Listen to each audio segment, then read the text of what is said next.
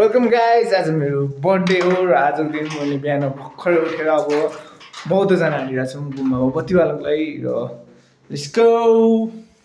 So finally एउटा parking गर्ने ठाउँ खोजेर म अब बौद्धतिर जाँदैछु।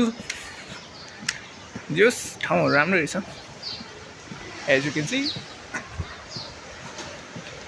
अब पुगेपछि भिडियो बनाउँछु एउटा।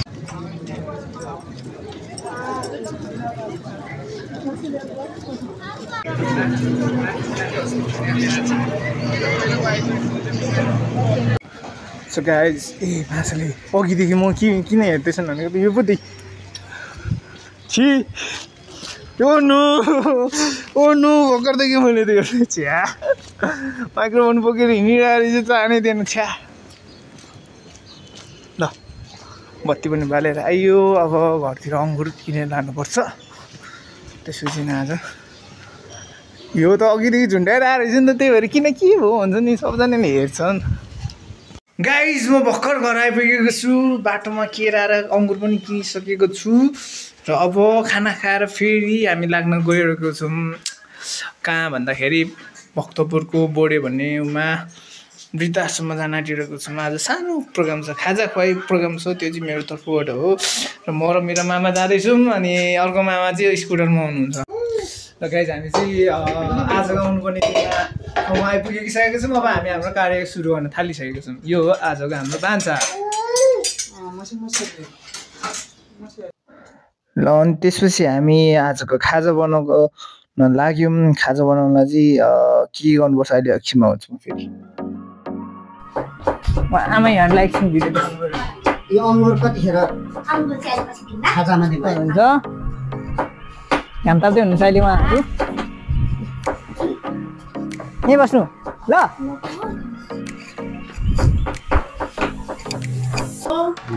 फेरि खानुहुन्छ कि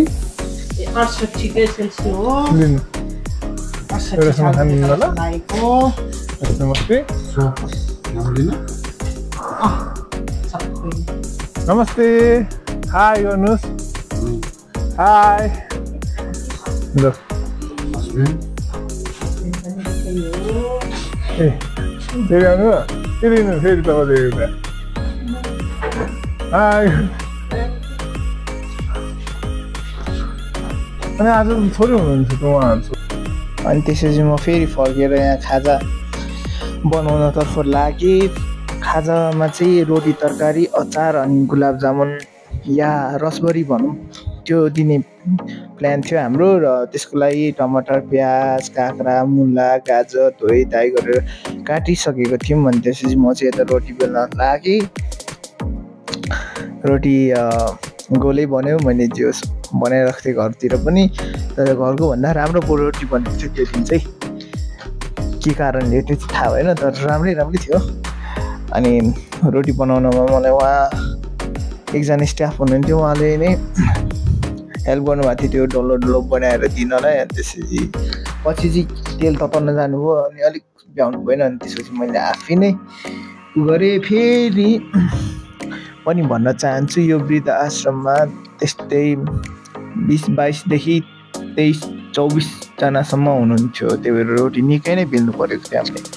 आम्मामा घरमा कहिले त्यति रोटी बेलेको थिएन। त्यहाँ त राम्रो बेल्दा तर मजा आइरहेको थियो। त्यस्तो दुःख लागेको थिएन, मतलब काम गरे जस्तो लागेको थिएन, खुसी नै लागेको थियो। र उहाँ चाहिँ पुरी पोल्दै हुनुहुन्थ्यो, मैले बेल्दै दिँदै थिएँ। अनि मामा मेरो उता पर बसेर अझै त्यो अचारको लागि तम तयार गर्दै हुनुहुन्थ्यो यतिखेर चाहिँ।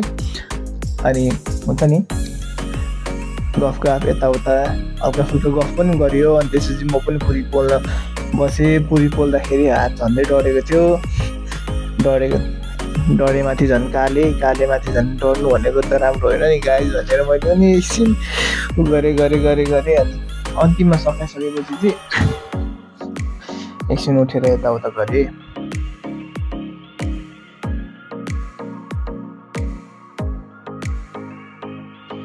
अनि त्यसपछि हामी तरकारी बनाउन लाग्यौँ। तरकारीमा चाहिँ चना घरबाटै भिजाएर राखेर ल्याएको थिएँ। चना केराउ अनि आलु थियो, हामीले आलु पनि लिएर आएको थियौँ।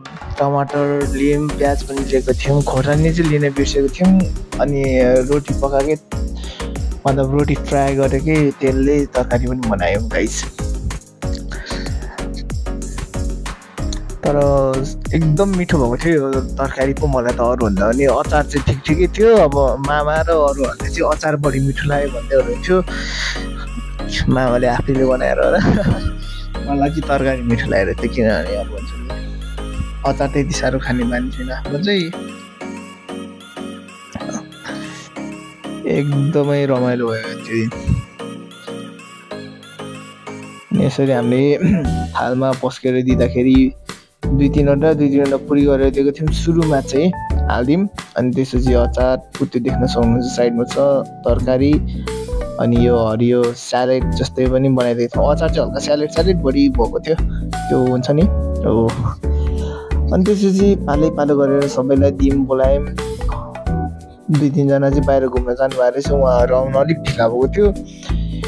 अनि यो रसबरी चाहिँ ओभरै रुचाउनु हुँदो रहेछ उहाँले, त्यही भएर मैले रसबरी पनि ठ्याक्कै 2 दिन अगाडिदेखि अर्डर दिएको थिएँ बनाउन लगाएर। मिठो थियो हौ रसबरी।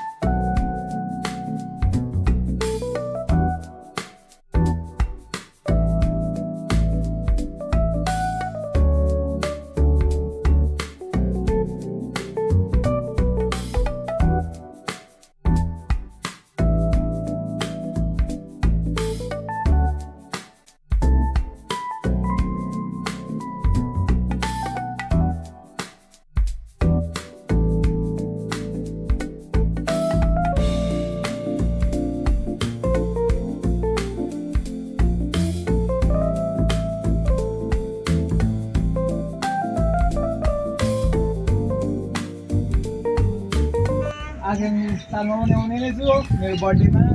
अब आगामी साल चाहिँ अलिक खाना खाने तरिकाले नै आउने छु। मात्रै भयो, अब आगामी साल चाहिँ अब यही युट्युबबाट कमाएर आउने छु। अब आजलाई बिदा मागेर जान खोजेको छु। राम्ररी बस्नुहोस्, सन्चली बस्नुहोस्। हस्, उहाँसँग चाहिँ एकचोटि 3 1 2 3 आशी।